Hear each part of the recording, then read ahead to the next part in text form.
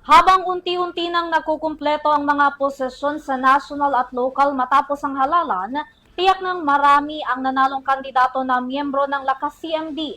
Sa Kamara pa lang, 104 na agad ang mga kongresistang nakapasok na magiging kabilang sa 20th Congress. Tunghayan ang kabuuan ng balita sa report na ito.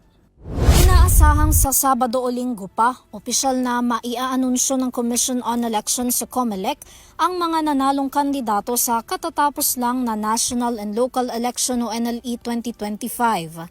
Pero ang Lakas Christian Muslim Democrats o Lakas CMD sa pangunguna ni House Speaker Martin Romualdez, inanunsyo na karamihan sa kanilang mga kapartido ay nanalo ngayong eleksyon. Sa ibinahaging post ni Romualdez, batay sa 26 na lugar na datos na kanilang nakuha, kasama na dyan ang mga lugar sa Bangsamoro Autonomous Region in Muslim Mindanao o BARM, isa ang siguradong kandidato na mula sa Lakas CMD ang makakakuha ng posisyon sa Senado. 104 naman na posisyon sa House of Representatives, 15 governors, 22 na vice governors, 24 na city mayors, 23 na city vice mayors at 385 na municipal mayors.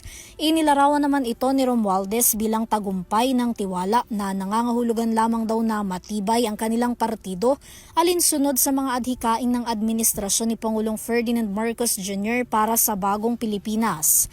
Binigyang diin din ng mambabatas na ang pagkapanalo ng karamihan sa kanilang mga miyembro ngayong eleksyon ay bahagi lamang ng kanilang muling pagsisikap na baguhin ang buhay ng mamamayang Pilipino sa pamamagitan ng patuloy na pagsusulong ng pagkakaisa, kaunlaran at tunay na solusyon. Para sa EuroTV News, Vanessa Cleofas sumasaludo sa bawat Pilipino.